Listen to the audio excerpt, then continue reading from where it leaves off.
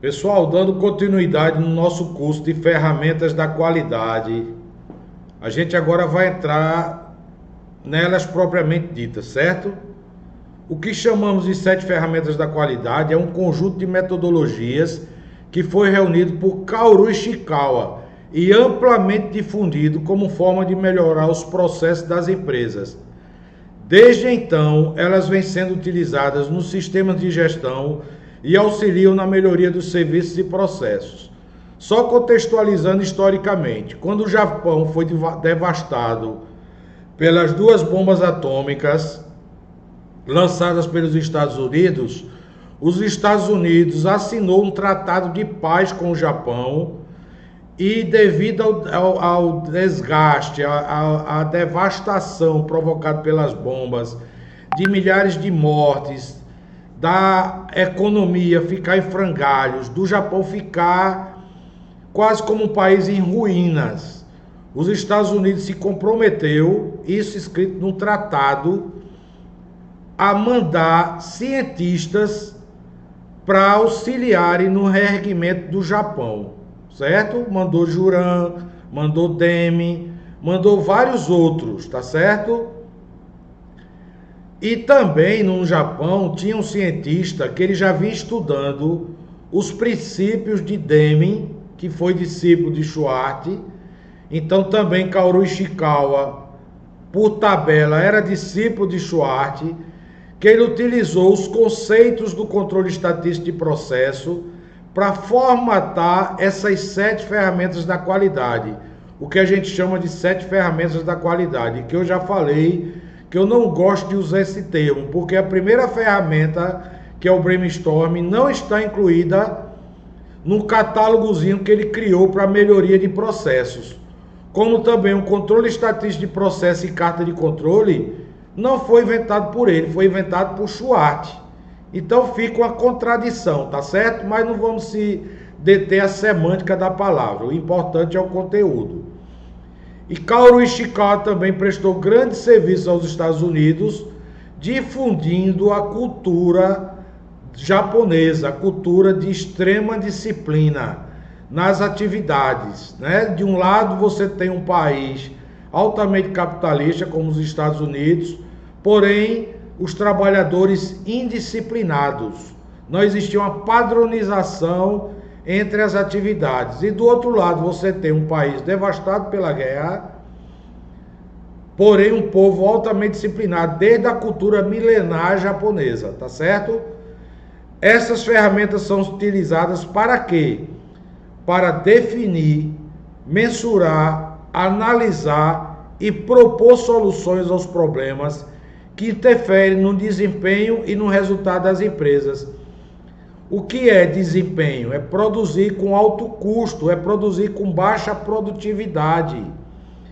E o resultado também, se você produz com baixa produtividade, com alto custo, com desperdício, com retrabalho, com geração de sucata, com devolução por parte de clientes de produtos acabados, evidentemente que isso vai interferir no resultado financeiro da empresa. Tranquilo?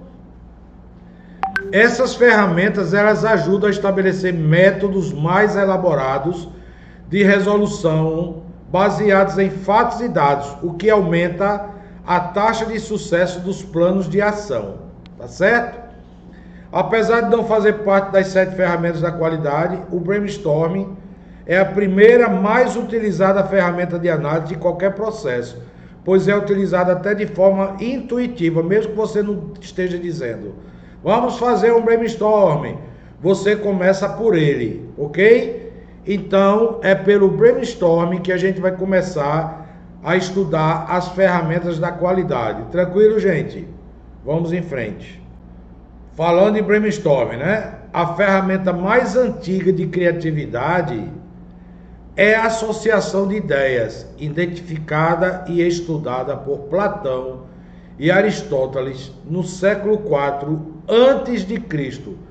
Quando chega nesse momento, eu acho até engraçado muitos atribuírem a criação do brainstorming a Kaoru Ishikawa, porque Kaoru Ishikawa inventou a ferramenta chamada diagrama de Ishikawa, ou diagrama de causa e efeito, ou 4Ms. Só que antes de usar o diagrama de Ishikawa, você faz o brainstorming. Aí as pessoas, por intuição, por dedução lógica, começaram a atribuir o brainstorming a Kaoru Ishikawa. Mas veja como não. Brainstorming, a ferramenta mais antiga de criatividade, é a associação de ideias, identificada e estudada por Platão e Aristóteles no século IV a.C. O que eu acho engraçado é que muitos atribuem a invenção, a criação do brainstorming a Kaoru Ishikawa, mas de forma nenhuma. As ferramentas dele começam com o diagrama de causa e efeito. Mas como você faz o brainstorming antes, as pessoas associaram o brainstorming a Kaoru Ishikawa, mas está errado, tá certo?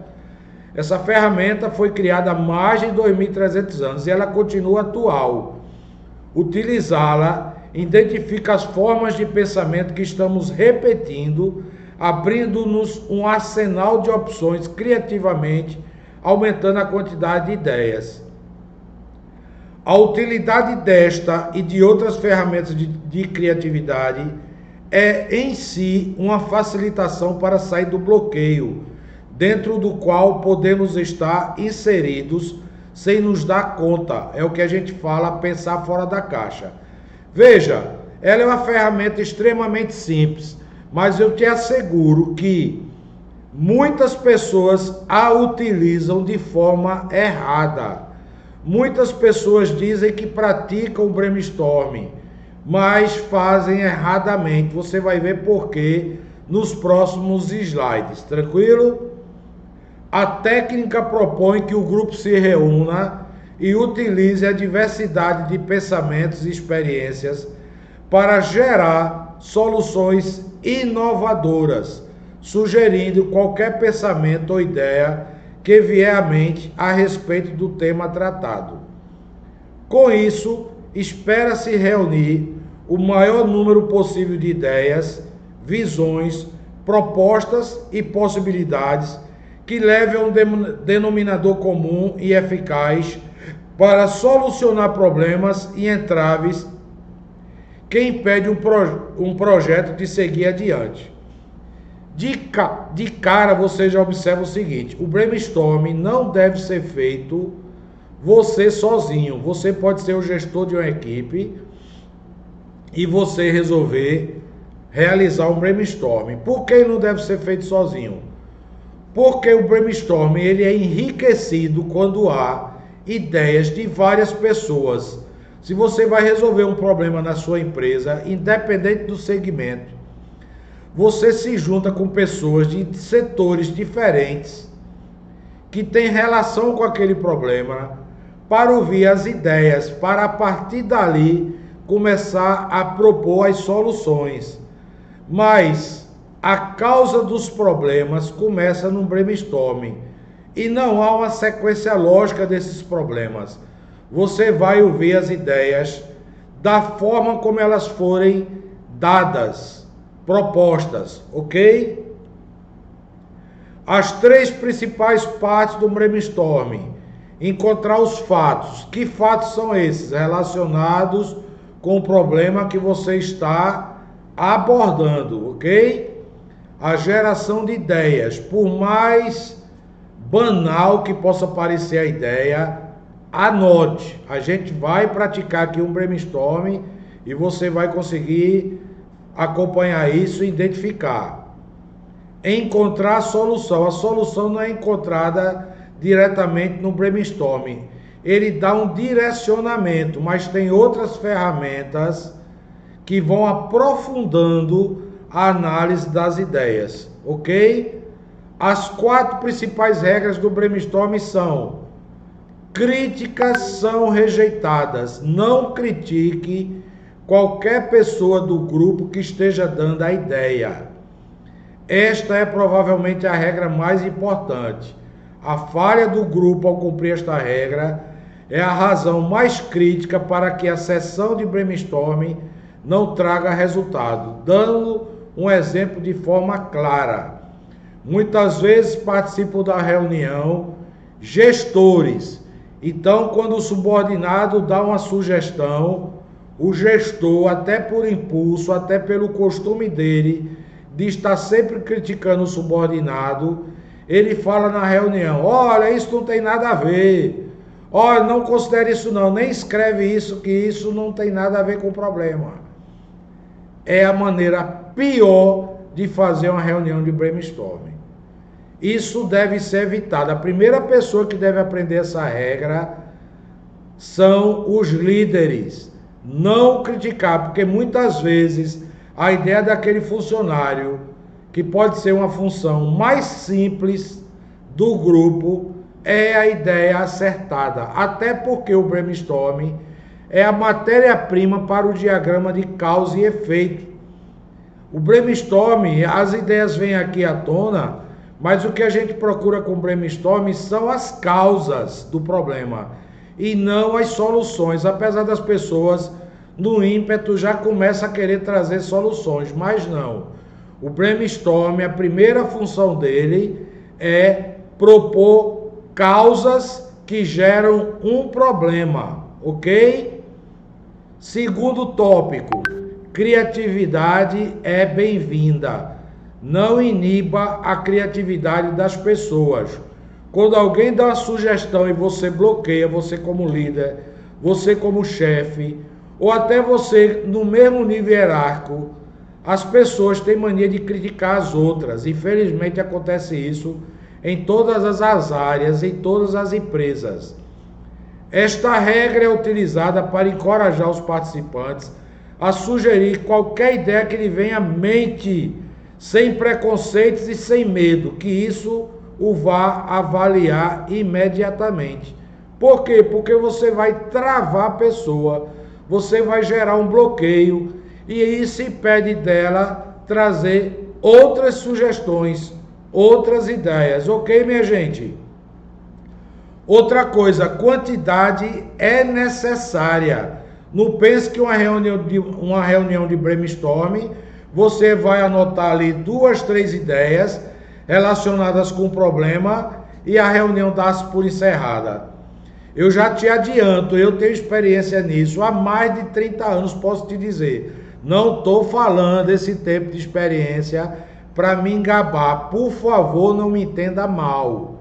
Porque as pessoas têm mania de achar que porque eu falo do meu tempo de trabalho, meu tempo de experiência é para me engabar. Não, é apenas para endossar o que eu estou dizendo, porque eu já passei por isso. Quanto mais ideias você der na reunião de brainstorming, melhor, porque depois essas ideias elas vão ser organizadas no modelo criado por Kaoru Ishikawa, chamado diagrama de causa e efeito, que vai facilitar a análise por áreas, ok?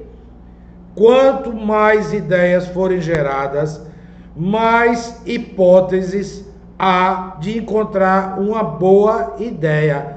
Aumenta a probabilidade de uma ideia ser muito boa e você encontrar a causa daquele problema. Se você dá 2, 3 sugestões e acaba a reunião, provavelmente você não aprofundou nesta reunião, neste conjunto de ideias, ok? Então, quantidade nesse caso gera qualidade.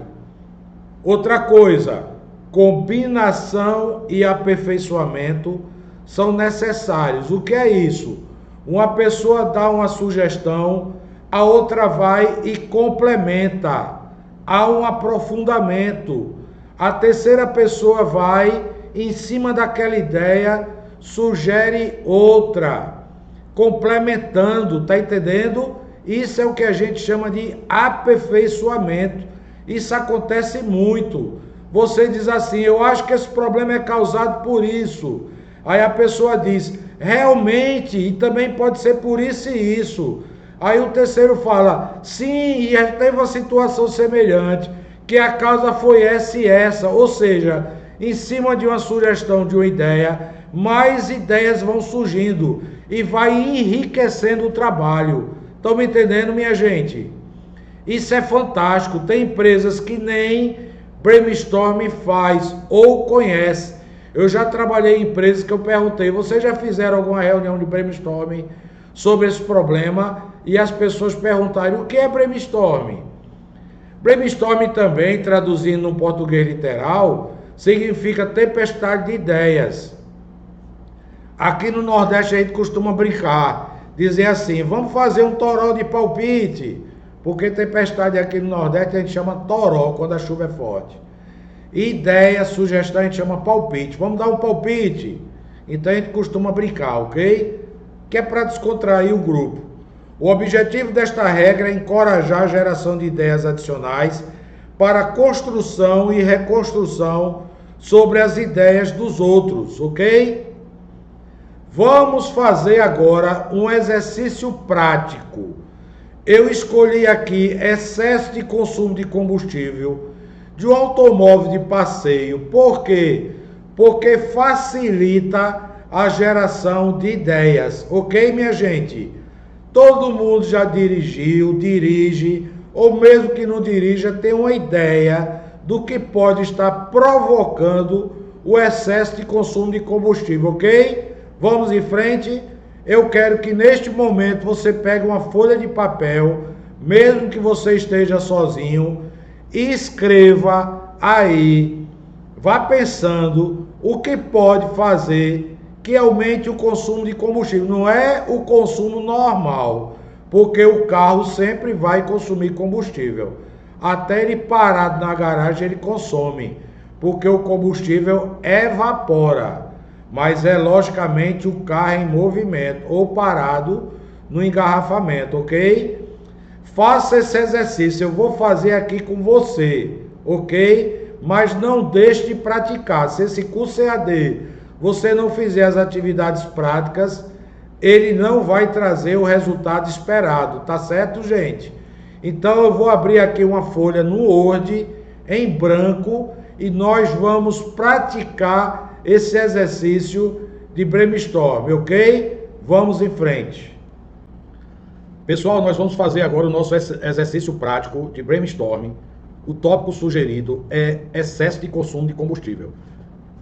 Excesso de consumo de combustível num carro de passeio, porque se a gente abrir demais, vai gente falar de caminhão, de trator, de picape, de tudo.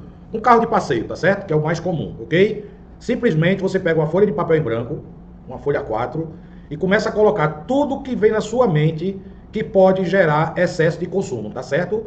Não tem resposta errada. Se você estiver fazendo isso em grupo, melhor ainda. Escreva tudo que vier na mente. Depois a gente vai organizar no diagrama de causa e efeito. Vamos em frente. Olha aí, exercício prático, excesso de consumo de combustível.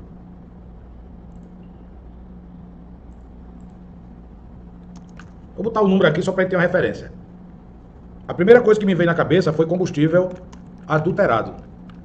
Porque os postos de gasolina têm feito umas misturas doidas aí no combustível, né? Tem botado mais álcool do que deve na proporção.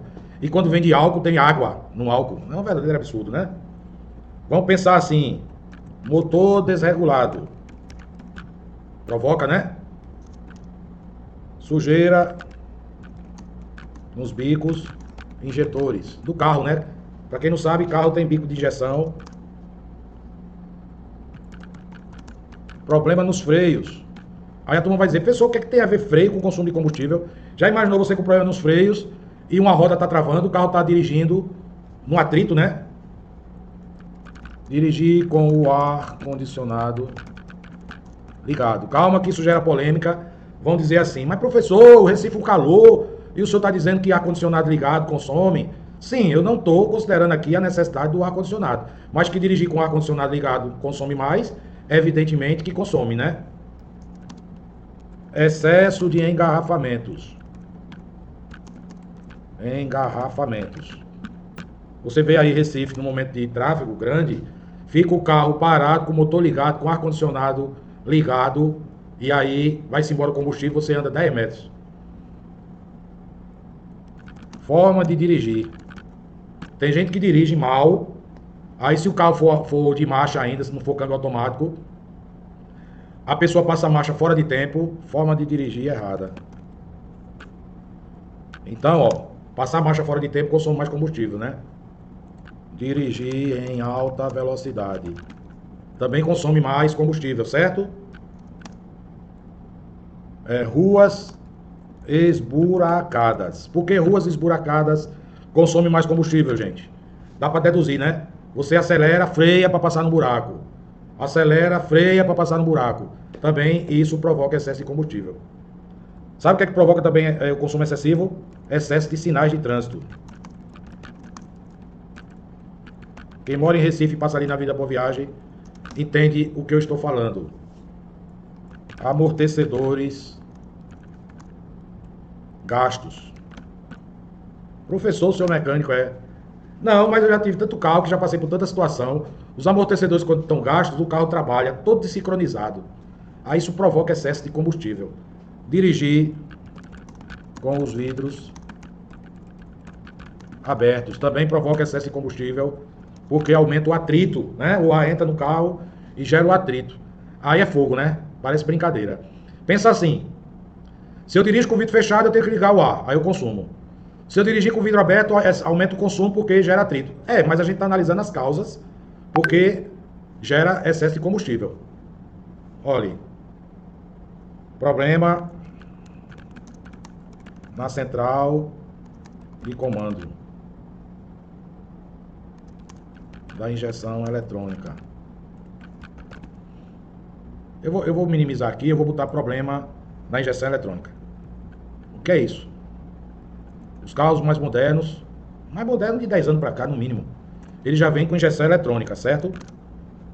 E aí, se ela estiver desprogramada, ou tiver com erro, ou tiver com a falha, o carro vai trabalhar de forma irregular, certo?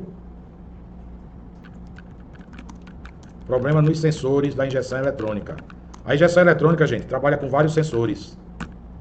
Sensor de combustível, sensor de oxigênio, sensor de abertura da borboleta, que antigamente no carburador a gente regulava. O bico de injeção entupido, que eu já botei aqui, ó, sujeira nos bicos injetores. Excesso de engarrafamento, forma de motor desregulado, combustível adulterado. Por incrível que pareça, tem um tópico lá no diagrama de causa e efeito que é medição. E tem posto de gasolina que rouba o cliente adulterando a bomba. Bomba de combustível adulterada. Aí você pensa que botou 40 litros de combustível, na verdade botou 35. Aí você pensa que seu carro está consumindo muito. Deixa que for o sistema de medição do posto que ele roubou. Infelizmente acontece isso. Ninguém é criança e sabe que dirigir em dias de chuva. Por que será que dirigir em dias de chuva aumenta o consumo? Porque gera engarrafamento, porque você é obrigado a andar com os vidros do carro fechados, com o ar-condicionado ligado, porque o movimento dos carros é mais lento, é um anda, para, anda, para, anda, para. Pessoal, olha só. Exercício prático, brainstorm. Eu vou escrever até no gerúndio, pode também, viu? Brainstorm ou brainstorming. Eu estou fazendo uma reunião de brainstorming, tá certo? Excesso de consumo de combustível. Eu coloquei aqui combustível adulterado, motor desregulado, sujeira nos bicos injetores, problemas nos freios, dirigir com o ar-condicionado ligado, excesso de engarrafamentos, forma de dirigir errada, dirigir em alta velocidade, ruas esburacadas, excesso de sinais de trânsito, amortecedores gastos, dirigir com os vidros abertos, problema na injeção eletrônica, problema nos sensores da injeção eletrônica, problema de combustível adulterado, por isso que é bom dar uma lidinha para revisar, ó. E dirigir em dias de chuva. Eu acho que já é uma quantidade suficiente, uma quantidade boa, tá? Se a gente ficar aqui mais tempo, a gente vai se lembrar de outras situações, você aí na sua casa, no seu trabalho, fazendo esse exercício, você pode até se lembrar de mais causas que podem comprometer o consumo de combustível, tá? Mas, para o nosso exercício, é suficiente. Tranquilo, gente? Vamos em frente?